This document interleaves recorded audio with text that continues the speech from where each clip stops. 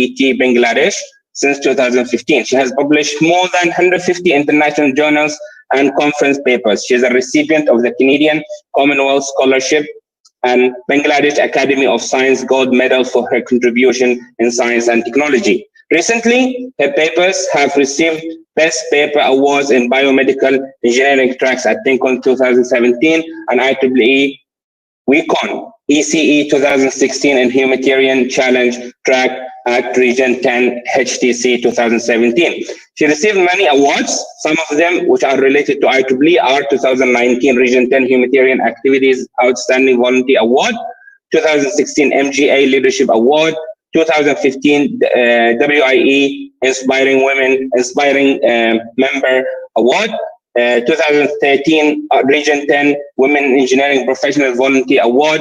And with regards to her volunteering, she has a long history of volunteering with IEEE, and some of her positions are, she is currently actually the chair of IEEE Bangladesh section. She's 2020 member of IEEE New Initiative Committee. She is also the 2020 chair of Women Inside Working Group, 2022 member of IEEE Signal Processing Society Women in Signal Processing Committee, and also she's a member of IEEE WIE Senior Member Elevation Drive, and 2019-2020 member of IEEE WIE We Power Subcommittee, 2017 to 2020 IEEE Best Women in Power, IEEE Region 10 regional representative. She has she has chaired and co-chaired many of IEEE flagship conferences. She has around 20 years of experience, 18 are as IEEE volunteer, of leading impactful technical, professional, educational, industrial, women empowerment and humanitarian technology projects at national and international level. So thank you, Prof, for joining us, and thank you all the participants for joining us with this webinar. And I think I just leave the mic to Prof. Celia. Thank you very much. Thank you, Mohammed, for organizing this conference from IEEE Young Professional Malaysia. Am I audible to all of you? Yes, you are. Yes, Consultant Network and Power and Energy Society Student Branch of Multimedia University and other organizations. And it is a great honor to be invited by you, by Malaysia. So actually,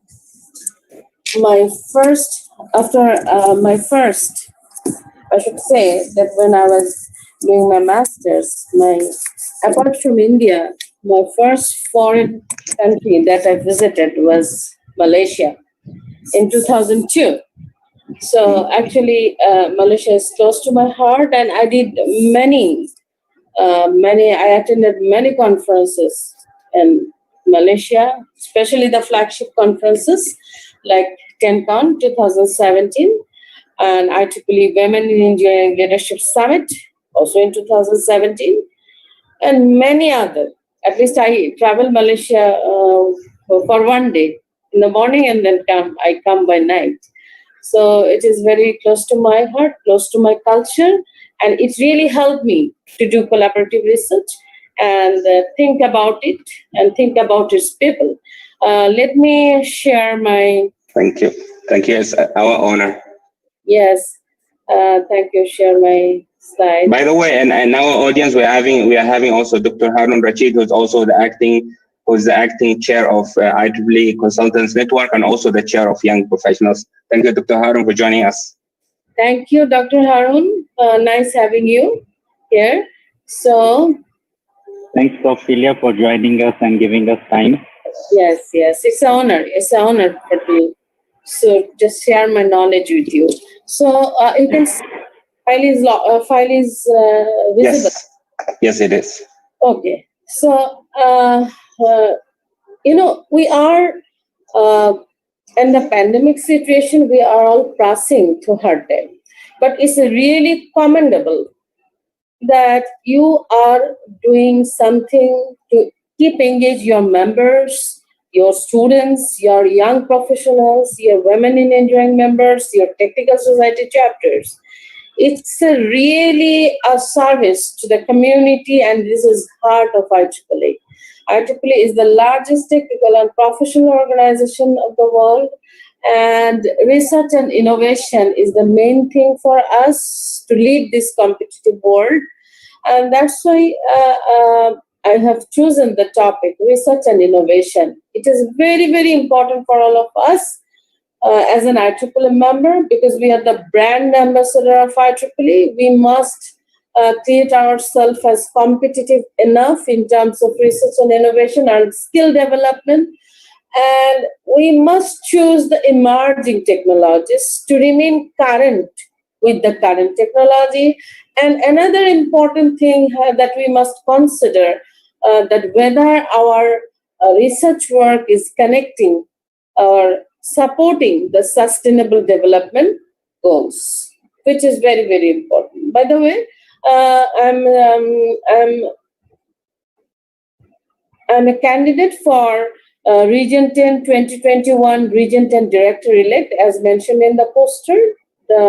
It's a great honor to be candidate. There are other 3 candidates also.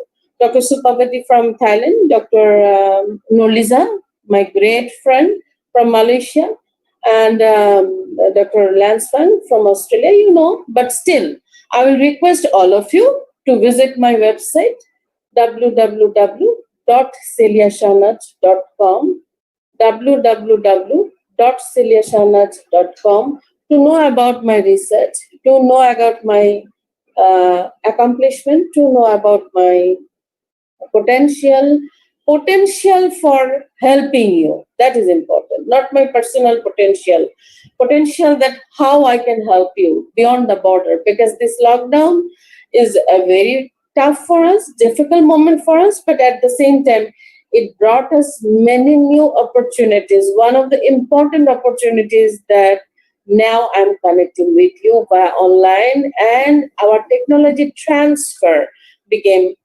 beyond borders. So with that said, with that appeal, that I'm starting my presentation, and Mohammed has already introduced myself. It was a very humble introduction, but most important part is the last line of my bio.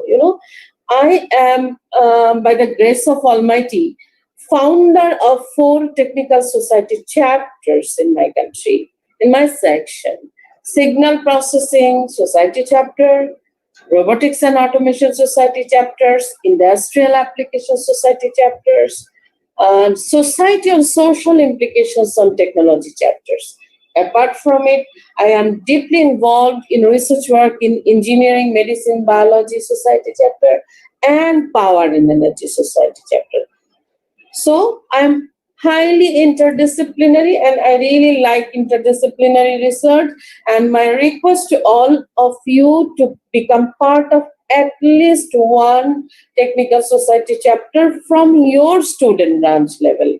I am also founder, faculty member of 4 technical student branch society chapters in my university, where I'm serving as a professor, Bangladesh University of Engineering and Technology, the highest ranked engineering university in the country. It's a great honor to serve my BUET, my alma mater, to serve my students. So I have been, as Mohammed said, that I have been working around 20 years, and my undergrad thesis supervisor is now serving as a faculty member in a Malaysian university. Actually, he is my role model, and he is such a commendable person. Actually, he has created the drive and the dream inside me. I'm truly grateful to my undergrad thesis supervisor, Professor Johar Alam, who is now serving in a Malaysian university. So in many ways, I'm connected to Malaysia. So my education, actually, my education has given me, since I was in Canada, my education has given me to collaborate with many people from many countries, because Canada was a multi-diversified country. And since I'm serving in a new initiative committee, I don't want to show the list, the opportunities in the website. I will request you to visit New Initiative Committee website and let me know how can I help you. And also, since I'm serving as a chair of Women Inside Working Group, and I will request you to visit IEEE site Facebook page and IEEE site IEEE site website, and let me know how I can help you. I have also served as a communication chair of IEEE site steering committee, global steering committee. Since I'm serving as a Power and Energy Society Region 10 representative, I had the opportunity to connect with many PES chapter, and it's a great honor that today I'm connecting with your PES student run chapter. And many important thing is that many of us, many of the young professionals also, you have 10 years of experience, but even if you do not, maybe not aware of how to elevate yourself to be senior member, it is very, very important, because we dream to be a fellow of IEEE. It is a dream for any researchers, because one of my PhD supervisor in Canada was a fellow of IEEE, and that became a dream for me. So I want to give that dream to every young professional, every women in engineering, that it should be from my dream to the dream of many. So it's not only them, I want to mentor them. I serve as a member, IEEE Women in Engineering Senior Member Elevation Drive. So if you need any help, please let me know. I'm also serving as a 2022 member, IEEE Signal Processing, Women in Signal Processing Committee. Is very, very important for all of us to know the potential as women, not any extra benefit, just knowing each other, learning from each other, gathering together, and overcoming the challenge. And it was a great honor. I served as a Women in Engineering chair of the whole Asia Pacific in 2016, and I served as a chair of Women in Engineering Global Subcommittee, and got the opportunity to take many new initiatives, not only for Region 10, in almost 10 IEEE regions, because I served as Global Site Steering Committee and Global Women in Engineering Committee. With that said, let me tell you what is the real driving force behind me. And I believe in power of networking. Because you are, many of you are coming from PES Student Run Chapter, PES Day celebration. It is an international day celebration, usually in April. This time it was lockdown, and we really observed PES Day by different technical activities and different webinars. So this is a human chain, PES Day. I led that human chain. It was my innovative ideas. I inspired our students, our graduate students, young professionals, women in engineering members, our technical society chapter executive committee member, our past chairs, our entrepreneurs, to come together to make this human chain. Another is IEEE Day. Usually it is in October. This year we will be observing it on October 6th, and it is done by Women in Engineering Affinity Group, for which I was the founder in Bangladesh. This two picture, when we posted in the social media, it has been liked by so many people, and after that many people started to follow it. So in my life, actually, I struggled a lot, I always wanted to do something that has been followed by many, not in my country, beyond the border, many countries, many friends, and it was an honor to create example for others, and it is a gift, and it is an courage, and it is an encouragement from Almighty. So this power of networking is not for me only a picture. This is really a vision for me, and because of that, I really can connect with many researchers around the world, can lead many conferences, and learn many things which I really don't know. That's why my background became very much in interdisciplinary, and I really don't wait for resources. Somebody will give me resource, and then I will start doing it. And because of my network, I really try to find out what is the required resource from my network and immediately start working it. This is a driving force of and main criteria of creating innovative initiatives, taking innovative initiatives for your community. And I must say you, when I do research and innovation, I always try to connect my research with one or many of the UN Sustainable Development Goals, what we call SDGs. There are many SDGs, 70, no poverty, zero hunger, good health, well-being, quality education, gender equality, clean water, sustainable cities and communities, reduced inequalities. So that means when you are doing research, the research should not be done for a privileged person like me. I'm a very privileged person. I was one of the best students to know one of the best schools, best colleges, best universities, Canadian Commonwealth scholars, and because of my parents' very much high educational background, I am a privileged person. But IEEE has given me an opportunity to work in the root level. And from the root level, I went to regional and global level. So I really know how a poster is designed. I really know how a research is initiated. I really know how to organize a different work. So this is important to know the roots. And that's why whenever I think about any research, I try to connect with the billions of people. I can see whether it is serving to the billions of people who are needing it, not only in Bangladesh, beyond the border, because our problems are similar. So the solution should be the similar, and that can be scalable to the any part of the world.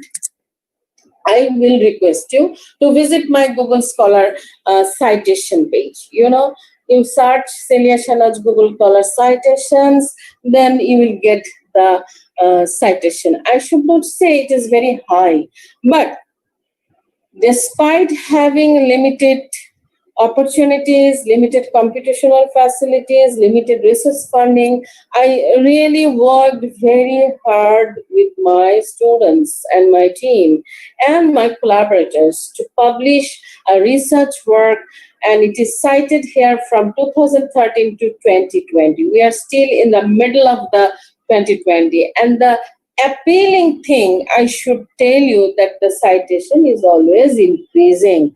With all humble submission, I want to urge you that please try to choose a topic that has impact on the people's life and that will be useful to others. Try to produce something that is cited by others. If you do a research work and that is not useful to the community and nobody is citing it, then actually that research is less significant. So with that said, I request you to visit my Google Scholar citation page and to read my papers and let me know where we have overlapping area. Now this lockdown has taught us how to connect with online. So doing research between Malaysia, between Bangladesh will not be at all an issue if we have a focus, if you have a common ground, if we have a similar research interest.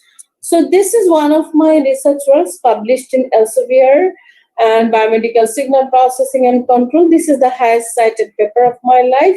It is 281 now it is around 285. So denoising of Ecg signal. Ecg is a electrical activity of the cardiac signal.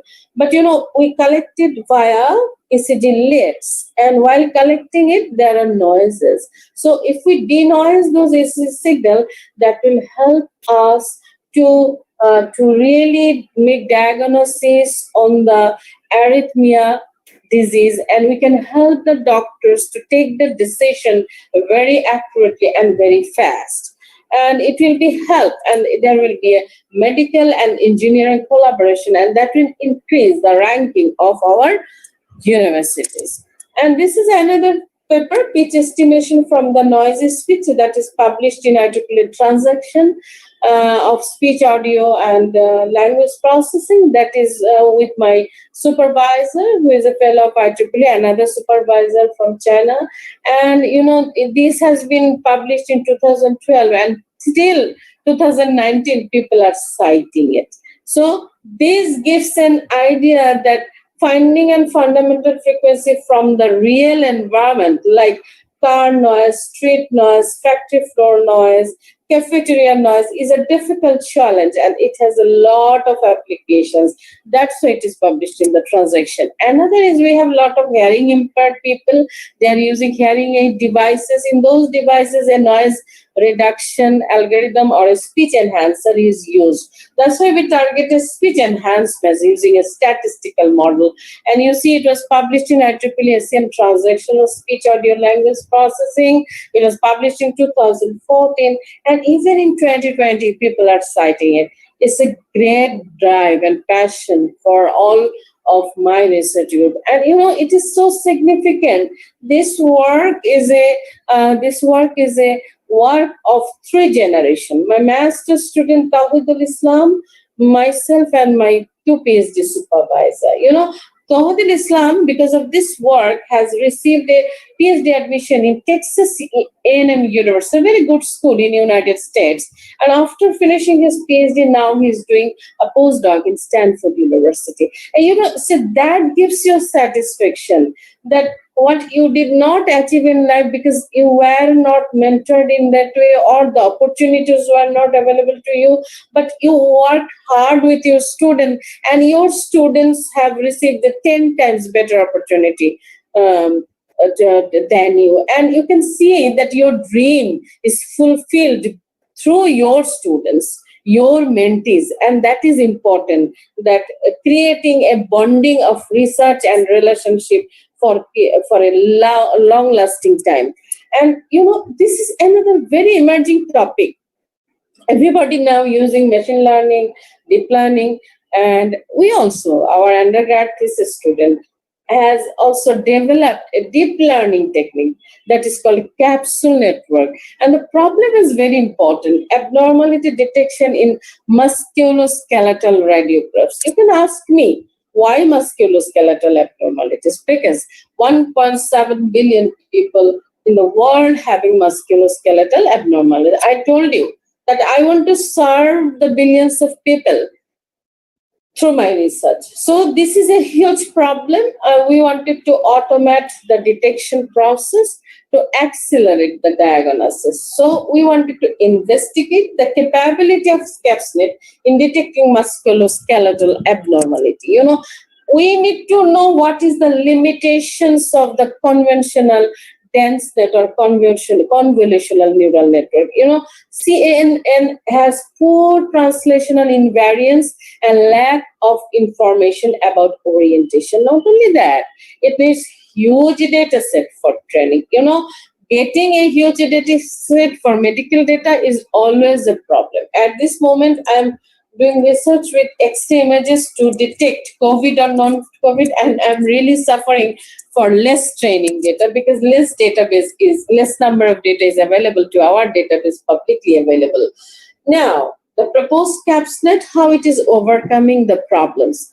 Output from each neuron is replaced by a vector, and max pooling operation is replaced by an effective routing by agreement algorithm. And class capsule determines the correct output level. This is the overall schematic diagram. We'll take the input, we'll do the pre-processing, then it will pass through several convolutional network, and there will be a primary capsule, and optimization will be done, and the class capsule will determine the output.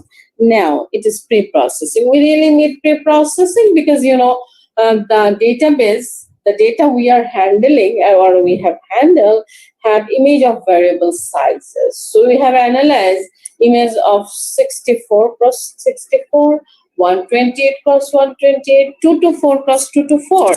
If you see this picture, A, 64 cross 64, B is 128 cross 128, and C is 224 cross 224. You can see that when it is downsampled, image is blurred. But when we increase the size or pixel, more features are preserved and it is more understandable. So apart from this subjective evaluation that usually doctors do using the radiograph, what we wanted to, what rationale we wanted to say.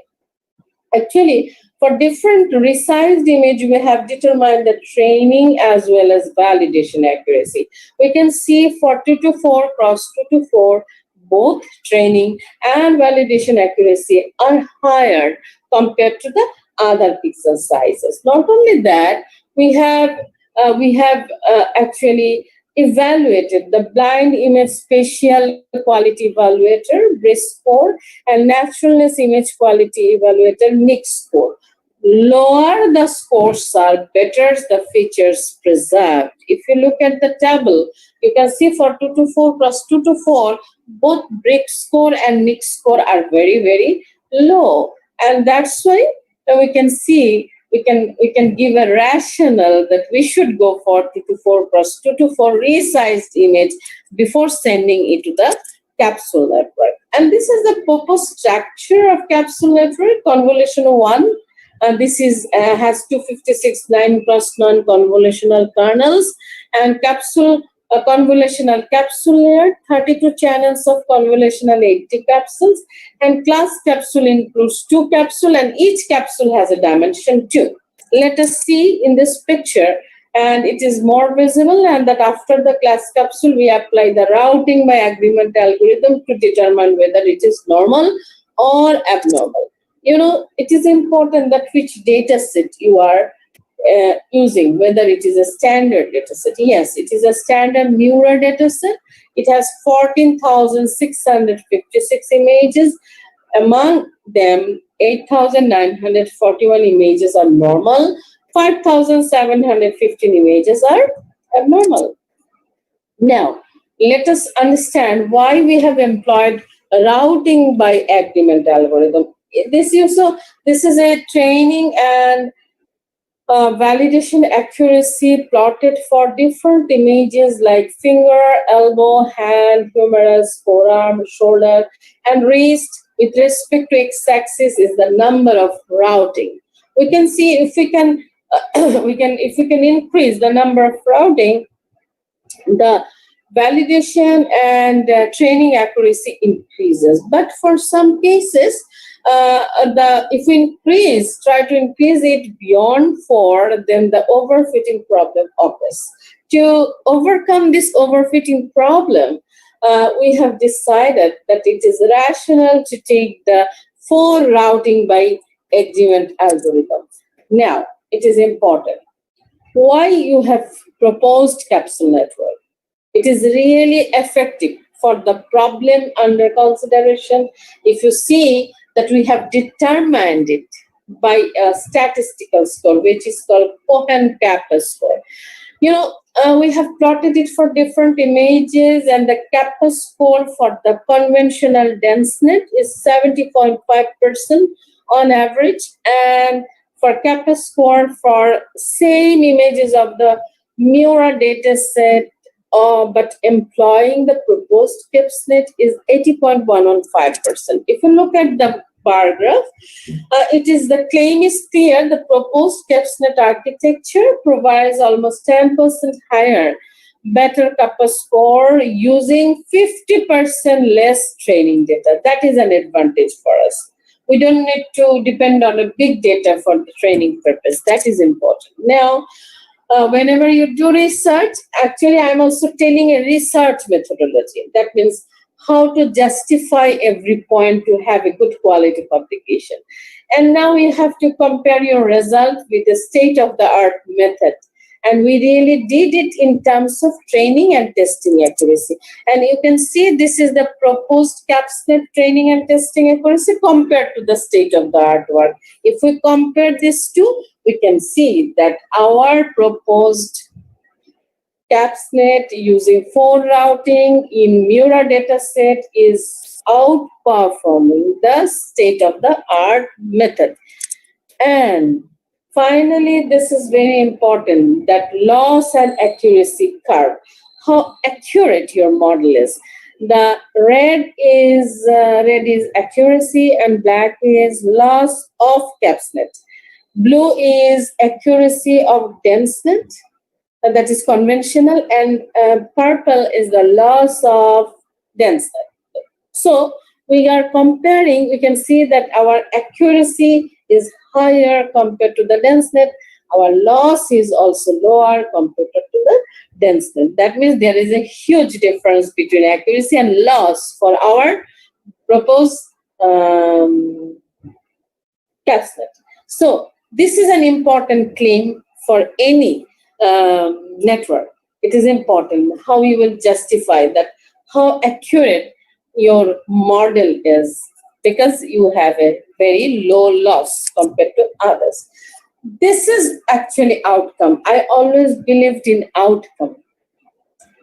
This paper is, and another important thing is that it is published with my undergrad thesis students, myself and my PhD supervisor. And undergrad thesis students, having less computational facility, have done a proposed new network, Capsule network, which is a deep learning based network, and addressed a problem which is suffered by billions of people.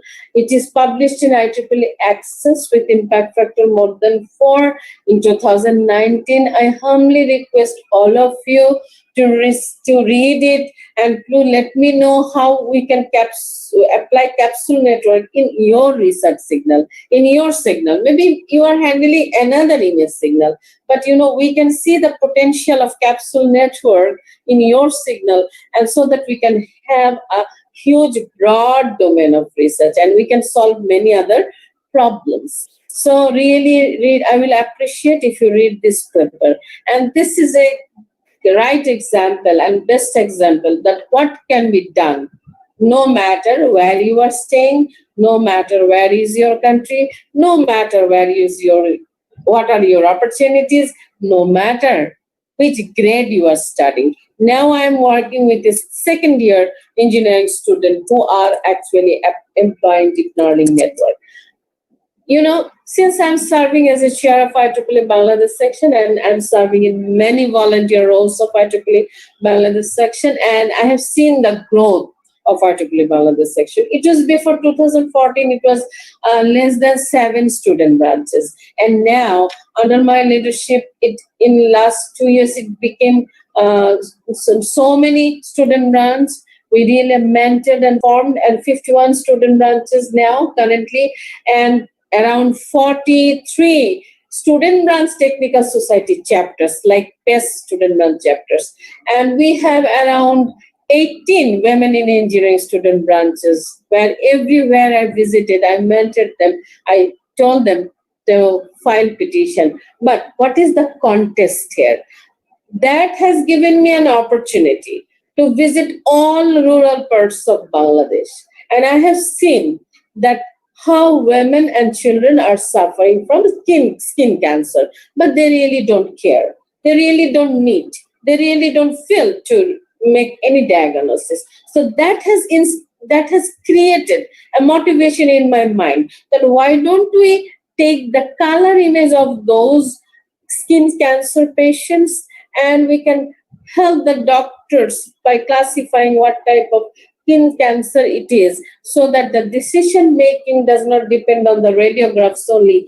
Decision making becomes faster, because by color image you can see a difference in pixel and difference of the affected area and difference of region of interest, which can be easily detected by the machine learning techniques as well as deep learning techniques. And that will help me to take the decision very faster, and it will be easier to creating an awareness by developing apps which can be accessible from anywhere in Bangladesh. With that motivation, I really started doing this different type of work.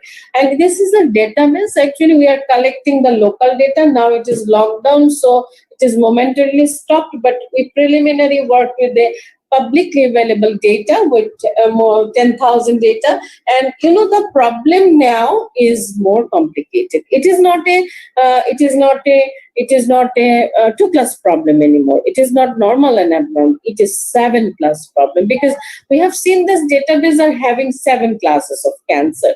That means we are imposed to more challenges, and more challenges you will be imposed, you will be growing more. We have applied that mentality here. And another challenge is, you see the melanoma, last but the one, have 1,000 data.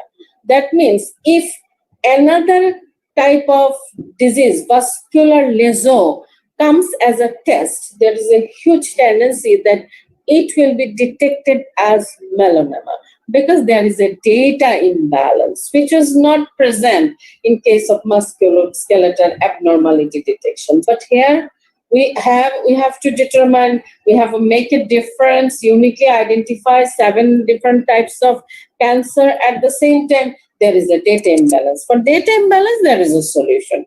We have employed data augmentation using data augmentation library. Zoom, flip, left, right, flip, top, bottom, rotate, random distortion, skewness with different probabilities. You really don't need to apply all augmentation library. You need to see that which augmentation library actually give you better benefit to have a optimized decision.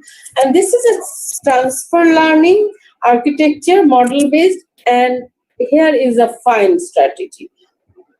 Whether you will train the entire model, whether you will train some layers and leave the others frozen and freeze the convolution trace. There are 3 strategies, but important that you will apply which strategy when. That is important. If you are having a large data set, but different from the pre-trained models data set, then it is recommended that you will train the entire model. If the large data set and similar to the pre-trained model data set, it is recommended that train some layers and leave others frozen, second quadrant. And then quadrant 3, small data set and different from the pre-trained models data set, then quadrant 3, train some layers and leave others frozen. And small data set and similar to the pre-trained models data set, freeze the convolutional base. These are the fine-tuning strategies that we really research to take decision. And this is the applied deep learning models. Inception V3, VGG 16, VGG 19. These are very easy, you know. I want to give you courage. If you are not familiar with them, just search them. You know, you will get the architecture and it will not take much time to understand the architecture. We resonate 50, and not only that, we have also investigated many conventional features, because those conventional features are not necessarily employed for the skin color images. So that's why we wanted to investigate what is the performance of those color features for the skin disease images. And this is a typical model architecture for Inception V3, and it is convolutional with yellow color, average pool, max pool, concatenation, dropout, fully connected, and softmax. And you can see the input and you can see the output. And this is the top layer specification for all models that we followed. Global average pool layer, that is actually working as a classifier, dropout layer, batch normalization layer, and dense layer. And this is the conventional feature that we have implemented, the color features, red, green, and image quality feature. Also, we have done histogram analysis in the different planes, red, green, blue, hue, saturation, YCBCR. These are the color planes that gives you some information, valuable information. Now, result comparison. As expected, compared to the conventional features, the model-based features, model-based techniques provides a better accuracy. That is expected. Now, we came with a more proposition that we will do. We may take image, pre-process them, but we will not take all the layers of a particular model. We really want to find out which layer of a particular model works best. And then we will take the best layer of each model, we will take the fusion of layers of decision, and we'll send them to classifier to predict which type of skin class it is.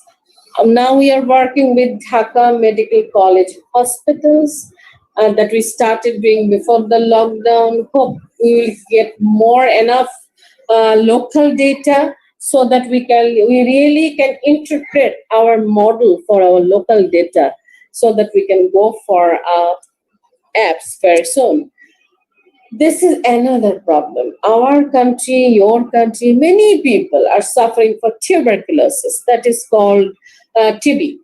So, detection of tuberculosis, if these are the images, and from the images, you can see there is a difference in the pixel. Where there is a difference in the pixel, you are ready for machine learning and you are ready for deep learning.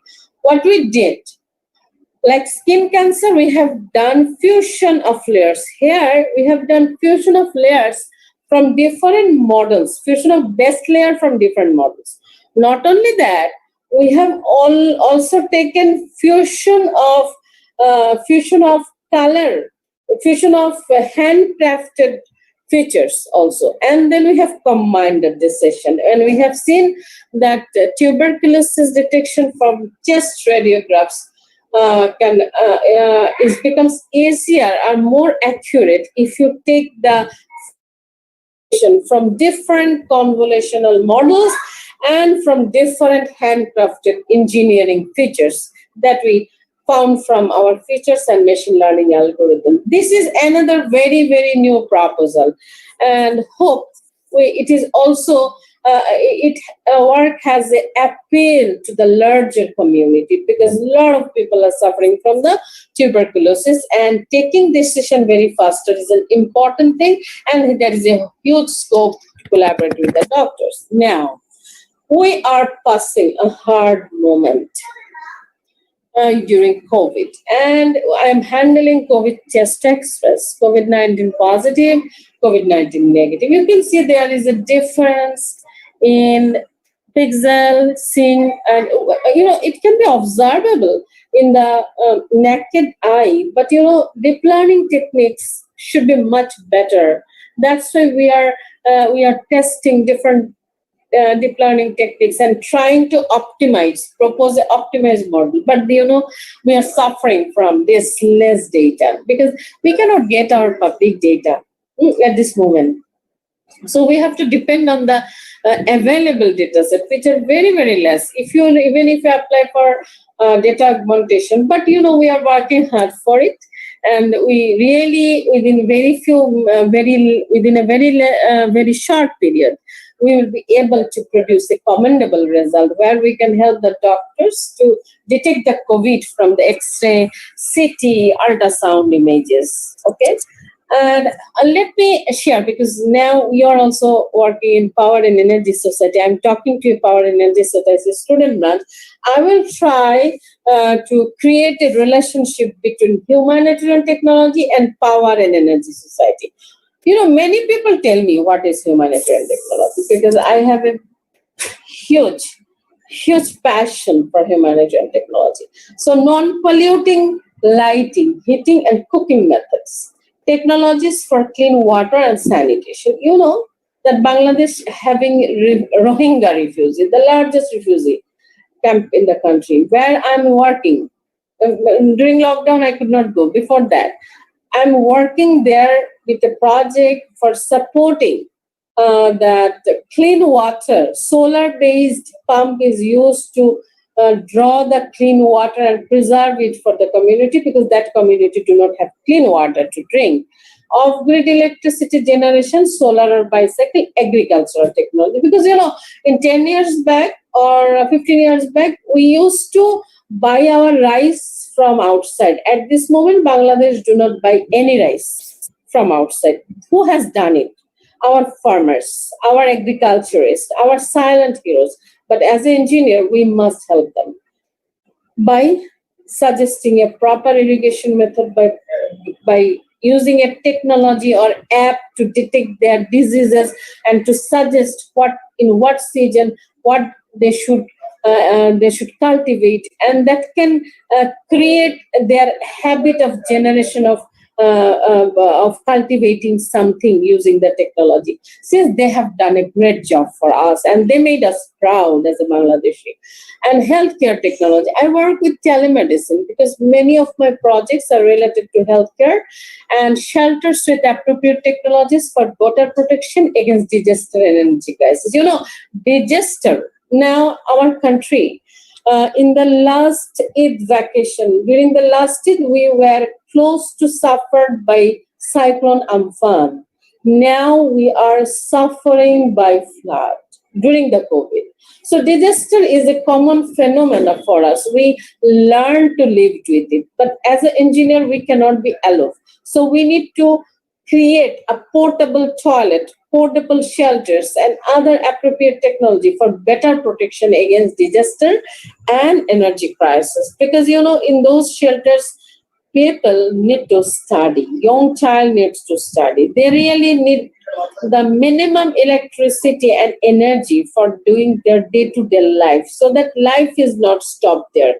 Eating food is not the only work of a human being. We must live a life depending on the technology. And there is technology where we should help when people are suffering. I share with you a work, blood glucose estimation. There are a lot of diabetic patients in our country. But how many people, I don't know in Malaysia, how many people can buy a glucometer to test the blood glucose? Now you think about a woman who are working or who are living in a hill tracts area. Is it possible for her to go to the doctors to test the blood glucose by a glucometer? She doesn't have a blood glucometer. That's why my student have proposed non-invasive blood glucose estimation, multi-sensor based, which is portable, which is cheap, which is wearable. Now we are working to make it more smart so that I, along with my student, can take it to the product level so that it can create social entrepreneurship opportunities for many young generation. Not everybody will be professor like me. They want to be employers, not the employee. And this is another thing. I became a mother after 14 years of my marriage, by the grace of Almighty. When my son was born, he had bilirubin and jaundice, and I have seen how painful it is to take blood from a neonatal, and that till then, he is now 7 years old tomorrow, and till then I was working and I was thinking that what can be done to have a non-invasive bilirubin level quantification and jaundice detection. My students are not mechanical engineers, but this is the structure they themselves developed. And taking the machine learning knowledge from me, they have also developed this adjustable camera stand and adjustable steam test. What is the idea? Because if you think about the rural community, we have very good connectivity in the rural community, and we have a lot of mobile users, but not all people have a smartphone. But we have community clinics. So each community clinic may have one smartphone. So we cannot develop a technology where smartphone will be needed by every person. Then we cannot afford it. So within the structure that our country has, we have to develop a technology that will support more person. So a mother can come to the community clinic, and for the smartphone, she can capture with the help of a nurse the sclera image, because we want to find the yellowness of the sclera by machine learning and techniques, and that data can be sent to the server, and server can do the processing and send the report to the doctors. Doctor can see it and send the diagnosis to the patient through the SMS. So we do not need to bring all patients to the Kuala Lumpur, right? To the Dhaka city, capital of Bangladesh. So we have to decentralize the technology to the rural community. And this is not tough. It is important. You have to develop emerging technology. At the same time, you have to see within the existing structure how you can develop it. If you wait for structure to develop, you cannot help any people anymore. It is not possible. You have to then wait for whole life. And this is a risk card. Think about a senior citizen. It is lockdown and it is not possible for a underprivileged senior citizen to know about the heart rate, blood pressure and glucose. But he or she really does have heart rate, has blood pressure and glucose, and it has to be monitored for better health care. And this is a kind of wrist card that is PPG. We take PPG sensor-based wrist wearable unit for low-cost personalized cardio health care. Another important thing, when I was trying to see the lub and dub sound using the analog statho for my mother, for my father, or for my in-laws, I saw that I don't understand, difficult more for me to understand because of noise around me. This lub and down sound. But this is a stetophone that will help you to have a digitalized remote personal healthcare, because through the telephone you can send the data to the doctors and you can get immediate healthcare. I work with disabled people, but I feel so sad to tell them disabled. I want to tell them differently abled people how we will make them differently able by using technology, our engineering knowledge. And if you search for a wheelchair, it is 2,000 US dollar. But this wheelchair that we have developed that has destination mapping and intelligent control features are 200 US dollar. Now you think about, if you want to transform your damaged wheelchair, repair something and do this intelligent, it can serve many beggars or many underprivileged handicapped people who are lying in the road, so that they can think about, they can move, they can have their accessibility, education and entertainment, and they can control it by their voice, by their eye gaze, or by their hand. Okay, so this is because I was living in a joint family. Even after my marriage, I was grown in a joint family during my childhood. But when my son was born, I came closer to my university so that I can do office work at the same time I can take care of my son. And that created a huge mental stress for me, because my parents, my in-laws, they are living alone, and falling down in the washroom, in the kitchen became a common phenomenon, and that created a lot of stress. That's why I have requested my students do something that will be acceptable by the elderly people. They have developed this smart head for safe, a smooth assistant for the elderly people that will avoid from falling. At the same time, that will give a message to the registered people so that they can come forward at least for helping. This is a very important automatic injecting device, because we have always in our countries, in the subcontinent, always number of nurses, expert nurses are less compared to the number of patients. So it is for vein detection is a very difficult task for many of the nurses, and they create injuries, especially if it is a young children, especially when the mass vaccination is needed. So that's why our students have developed this injecting device where the video feedback is given, and from the video feedback and image, the vein is found, vein location is found, and then angle of the needle was determined, and then injection was pushed. Actually, that provides a very good automatic health monitoring and precise vein detection, avoid injuries.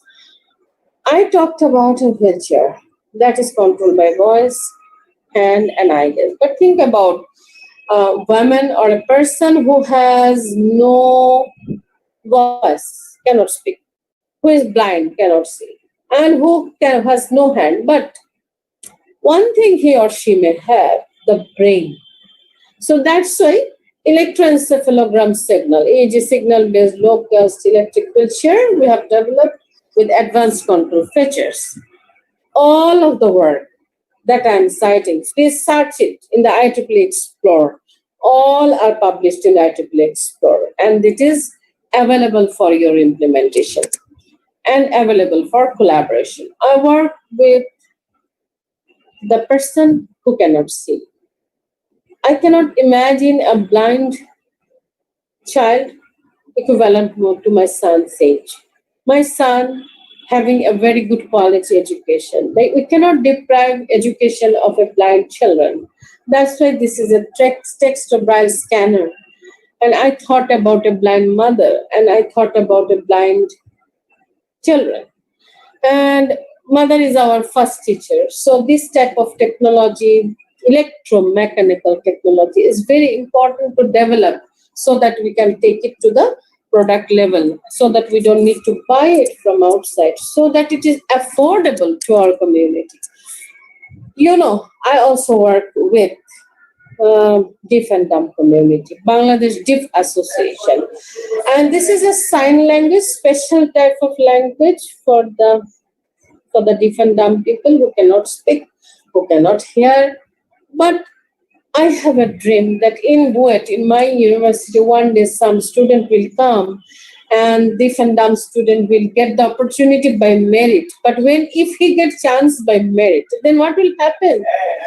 I must give some opportunity to give him or her order a book in the library, order a food in the canteen. That's why this sign language. And if you see the literature, most of the literature are in English. But we are Bengali speaking people. Bengali is the third language in the world spoken by most people, third ranked language.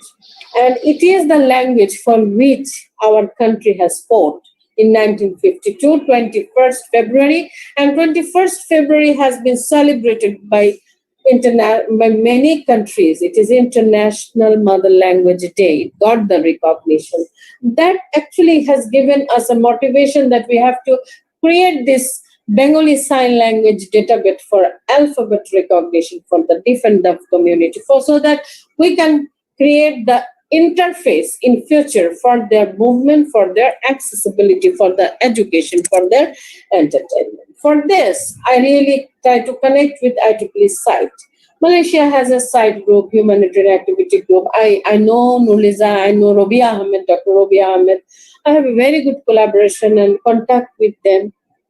And I really request you to visit IEEE site Facebook group, IEEE site website, and see the calls. It supports 20,000 and humanitarian activity supports up to 60,000 US dollar. And you try to submit a proposal. I know Malaysia has a proposal in the rural community, in the where they really need it. And now I will try to connect you with how your humanitarian technology is connected to the Power and Energy Society. Since I serve as a regent and representative of IEEE Power and Energy Society Women in Power, it is my honor to let you know what are the factors that are controlling the future trends in PES. Energy storage, integration of renewables, distributed generation and hybrid model of grid, data-driven technology, and cybersecurity. Third area I have chosen. I work in other areas, but because I work in signal processing, machine learning, and I really try to. This morning I have given a lecture on how to find the signature of power grid from the recorded audio data near the power grid. If you record an audio data near a power grid, you will have a signature signal within the audio data. And from the audio data, if you apply machine learning and deep learning, then you can easily extract the signature lying within the audio data, and that will help you to know that the data is recorded closer to which grid. It is belong to 60 hertz grid or it is belong to 50 hertz grid. It is very important for cyber security in the power and energy area. And utilizing renewable energy is very important. For our developing countries. You can see that there is a solar panel, and you can use the electricity renewables for driving water from your well for your irrigation. And now I'm working with smart cities because I work with healthcare, and it is important to have renewables for home automation, lighting, curtain control, and office automation, remote diagnosis, and security and surveillance, digital media center, car parking system, different things.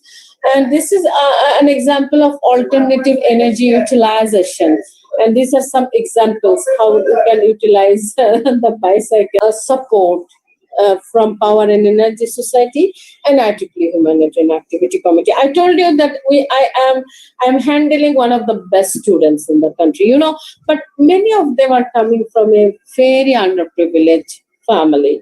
They are meritorious. But now it is lockdown, their hostel is closed, and we have sent them again to the rural village. But at the same time, we are expecting that they will join online class. But many of them do not have connectivity. Many of them do not have electricity. So this is our time to think that how you utilize the IEEE resources, Power and Energy Society, Humanitarian Act, a lot of funding. We have to just apply, and this time you can utilize your corona time to think that how you can give light, how you can give energy so that they have their minimum opportunities to have education in this lockdown when we have sent them from hostels to home. This is important. We have to empower our women. Our women school girls can be taught how to make a rooftop solar panel to support a reading room, to support a clinic in the freeze so that insulin can be preserved, to support uninterrupted power supply so that operation can be done in the hospitals. And this is actually a Haitian health center, and this is done by Georgia Tech student and deployed for a Haitian health center. A few minutes back, I told you about supporting the community clinic. I work in IEEE Smart Village. I really request you. Smart Village offers a lot of funding, supporting energy to schools, fans, TV, clean water, agriculture, and street lights. And also this is a side group of Bangladesh, many of our streets are very narrow. You cannot send ambulance there, and you cannot say rickshaw there. So if you want to port old citizen, if you want to port a pregnant woman, how you do it? So that's why need-based technology using solar-based ambulance, solar-based, rickshaw. It's a very, very important innovation, I should say. And now we are living around Bay of Bengal, and also India has Indian Ocean. India has Arabian Sea, and Malaysia has many sea shores, and there are a lot of fishermen. Our fishing boats really need these solar panels to support them when they are in the deep sea. But when they come back with the fishes are all gone, lost, because they don't have enough technology to store them. So we can have a technology, a solar storage for them, like a well in the home for drinking water. That will preserve their fish. At the same time, if our culture permits, then we can help their women to provide a solar-based bike so that they can vendor those fishes in the rural community. That will actually encourage women's social entrepreneurship. This is COVID. We can encourage our students to develop such automatic hand sanitizers so that it does not help the campuses or help home in the pandemic time only. It can help beyond pandemic. Our universities can drive this innovation process so that we can deploy these techniques, deploy these materials to the rural schools where they do not have any soap. Let me share some contribution. Region 10 Humanitarian Technology Conference. It will be in December in Malaysia, Sarawak. I visited Sarawak in 2014. I really loved it. And we did this Region 10 flagship conference in Bangladesh 2017. And I was a general co-chair. It was a great opportunity. We attracted around 700 participants. And this is also Humanitarian Technology Conference in Indonesia last year, where I provided a talk in the Women in Engineering track to define what are the projects our women can be involved to advance the sustainable green technologies for humanities. And I also work in different societies. IEEE Society has a flagship conference, ISTAS. And that was in 2017. It was in Sydney, Australia. And I really worked with Global ISTAS to design a women in engineering panel so that I can work with the women from USA, women from Australia, to know their best practices, what they're doing, so that we can implement in the region 10 and we can implement in Bangladesh and in the subcontinent. Not only the HTC, I really work with the global HTC that work in USA every year. And we really conducted a women in engineering panel. I designed, I coordinated to know what our women in the smart village in region 7, region 6, and region 9 are working, so that I can bring those best practices back to region 10 to learn from others. I like to learn from others. This is the week on ECE. There are many researchers, especially my undergrad thesis student. He sent his researcher scholar to this conference. This is the first Women in Engineering conference in the area of electrical and computer engineering. I was the founder of it. It was a great honor for me. When I started, many people say that it will not work. By the grace of Almighty, next year I moved beyond borders, and it is between Bangladesh and Pune section. India Pune section, Bangladesh and Uttar Pradesh section, Bangladesh and Thailand section, Bangladesh and Bangalore section. I want to share the resources. The thing that I have done by hard work, I want to spread this message to many people. I was talking with my friend Johanna. Johanna was very much interested to do Week on EC in Malaysia this year. And she knocked at the very beginning of the year, but the pandemic came. So let us hope that one day we will do such collaboration between Bangladesh section and Malaysia section, the example that I created along with my talented volunteers. Now I do not have volunteer only in Bangladesh. I have volunteer network almost many countries. And this is also in 2017. Yes. In IEEE Women in Engineering International Leadership Summit. Only 10 countries get the opportunity by application. We got this opportunity in 2018, and what we did, we really didn't keep it only for leadership. We kept it for training women how they will get skill for nuclear power energy, because our country is investing so much for nuclear power energy. So we have to train our women to work there, and many other technology-based session we conducted to increase the skill set of our women. So I am a founder of Signal Processing Society chapters. Let me share some resources. Student fee for SPS is $0.5 US, 0.5 up to 15th August. Please grab this opportunity. If you have a signal processing chapter, you can apply for IEEE Signal Processing Winter School on multimedia signal processing or any other theme. It was a very young chapter. As a young chapter, I really wanted to have this global fund, and I have written a very good proposal along with my talented team. And we really win it, and we conducted it very successfully. 70 participants, 11 instructors from Malaysia, India, USA, Uruguay, Bangladesh. And I really like collaboration between section and chapters.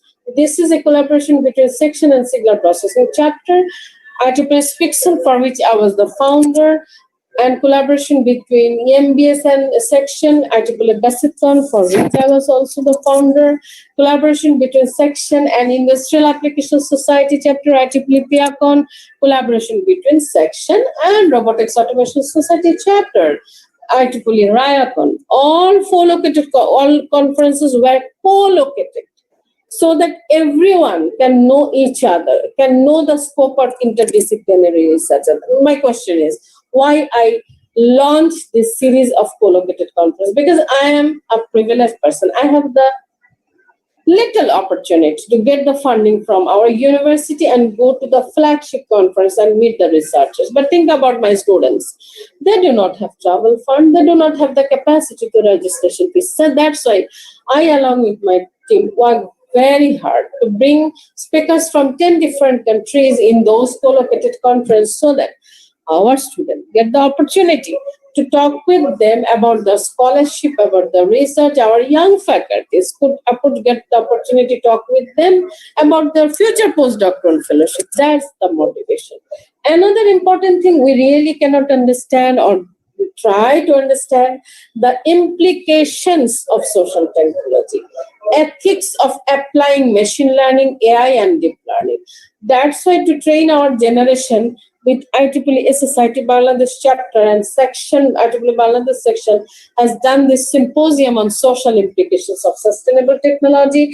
And we have speakers from USA, Japan, China, Hong Kong. I'm just sharing the best practices that I myself implemented along with my team to promote research and innovation in Bangladesh and beyond Bangladesh. And this is the robotics enthusiast. IEEE RAS has an incentive grant. We have submitted a proposal and own $1,000 to get and to run this hackathon. This hackathon helped us to have the courage to apply for a proposal to RAS side group, and we have received around $5,000 for building disinfection robots. In the March, I have led the proposal.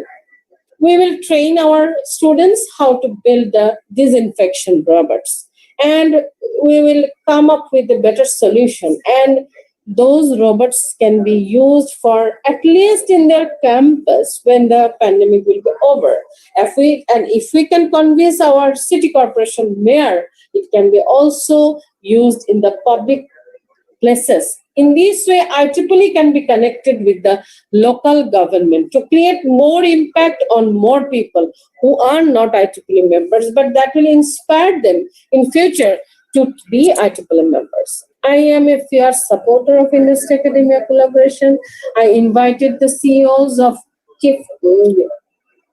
top telcos and machine learning and power and energy companies, ICT companies, so that I really need to know what are the problems faced by industry and how as a researcher we can solve it. This is very, very important. That will create the recruitment facilities for our students and internship facilities for our students. And in the long run, it will foster industry academia collaboration.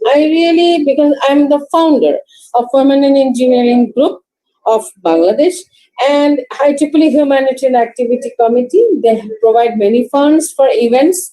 And we received around $4,000 to launch Women to Women Empowerment Challenge. A woman was asked to find a problem of women faced by Bangladesh women, and provide the technological solution using the machine learning, robotics, and other knowledge. And we have our women were mentored by our mentors, entrepreneurs, sponsors, so that they can transform their project into product, and so that they can be social entrepreneur in future. It is very important, project to product design. If you can see my candidate statement, one of my statements are transforming project into product so that we can boost social entrepreneurship. Let me humbly share some of my awards. Apart from my many best paper awards for research, these are the research that I have received for designing innovative activities for others.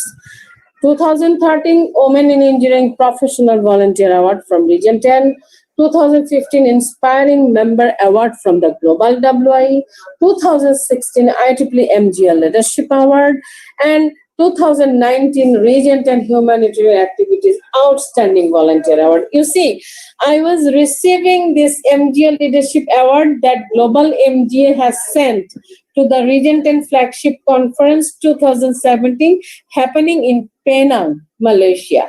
I can see Nuliza there and Kugzin, Professor Kugzin, who was the Region 10 Director. Many way, I'm emotionally connected to Malaysia. And for Women in Engineering Professional Group, that for which I was a founder, that became the best in Region 10, that became the best in the whole world. It is a great honor. And the Women in Engineering Student Branch, WIT, for which I'm the faculty advisor, that became also best in the Region 10, and that becomes also best in the whole world. And that gives you a message. If you work for others, for designing innovative and technical activities in women in engineering, we really do many technical activities for skill enhancement of women, then your group activity will bring more awards for you individually. As a first female chair of Women in of Bangladesh section, it was a great honor to receive this 25 years celebration. I pray that many of you will become Malaysia section chair and will receive such banners from MGA and Region 10 directors. That has created more commitment for me, and I really drove, starting from the design, actively involving in the work, implementation, then reporting, social media. I really like to involve in every process to mentor my volunteers. And we drive more than 130 events and filed the application, and we won 2018 IEEE MGA Outstanding Large Section Award. It's a huge honor. And we received it in Bali Congress, Region 10 Congress, in front of many volunteers of Region 10. Hope it acted as an inspiration for many. It was a great honor to receive Best Women in Engineering Student Branch, Best Outstanding Student Volunteer, Best Young Professional Group from President Jose Mura in 2019, now current President Toshi Fukuda, and current director Akinori Nishihara, past director Kuzin, and future director Deepak Mathur. It's a great honor for me to receive this. And now I'm coming to the technical chapters. In 2020, what happened? It is a very young chapter, EMBS. Currently, I'm serving as a chair of EMBS. IEEE EMBS Bangladesh chapter has received 2020 IEEE EMBS Regional Outstanding Chapter Award. Only 2 chapters in the world have received that award. One is Latin America and another is Bangladesh. I really thank the hardworking volunteers who worked hard with me to implement the vision. This is the toughest challenge I have faced in my life. That is the TENSIM. IEEE TENSIM is a regional flagship conference of the Region 10. It was supposed to be held face-to-face. We worked so hard, and we received more than 1,000 submissions, which is larger than all previous submissions. But the problem is pandemic. How we will conduct such a big conference where 446 papers were accepted and 44 speakers were there, 71 technical sessions and many parallel tracks like student, young professional, women in engineering member, industry academia, humanitarian activity. I, as a general chair, along with my volunteers, worked very hard, and it became the first fully virtual Region 10 flagship conference where many IEEE events around the world were cancelled. Then I, as a general chair, along with my team, took the courage to hold it, to raise the honor of Region 10 for timely dissemination of researchers, of research works who have submitted the paper in TENSIM with a huge expectation, huge support to TENSIM. I really worked for them. But I found that many researchers were worried that how they will do it. Just after TENSIM, again, I with my team launched virtual conference organizers panel to explore the challenges of organizing full virtual conference. And we really shared many technical items. And around 300 people, conference organizers, attended it in July 1 and 2 to know how to handle it. And after that, many conferences became virtual. They were thinking of canceling. It's a great honor that I could do. My team could do something, not only for them, for many young researchers, many young conference organizers to solve and to help their problem. And I'm glad to know Region 10 HTC in Malaysia became virtual. And I'll be actively helping there. I'm invited as a speaker there. Thanks to Malaysia section for inviting me. And yesterday night, we have finished that International COVID-19 Congress. The first time in the whole world. We thought that it is important to think about the Congress. It is important to think about the COVID-related ideas, COVID-related projects, COVID-related research outcomes, COVID-related policy dialogues. And we had around more than 40 speakers and around 400 contributions in the project, and there are more than 440 regular registrations. It was a huge hard work, but it was a vision and it was a dream to be fulfilled.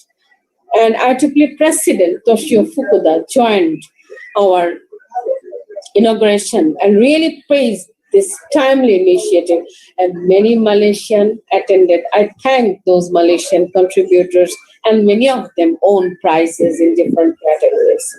With that said, I really request you that whenever a responsibility I was bestowed, I was blessed in student branch, in technical society student branch chapters, in section, in women in engineering, in young professional, in region 10, in globe. Whenever I have bestowed with something, I tried my level best. I tried my level best to the best, working with all to do something for all. You know, my activities and accomplishment for others are well documented. So please read the website and connect with me, and always be, what will be the result and outcome? I never work for outcome. I always work hard because of my passion. Important thing, the result can be delayed, the award can be delayed, the position can be delayed, but one thing cannot be delayed and one thing cannot be taken away. That is your spirit, that is your passion, and that is your good activities.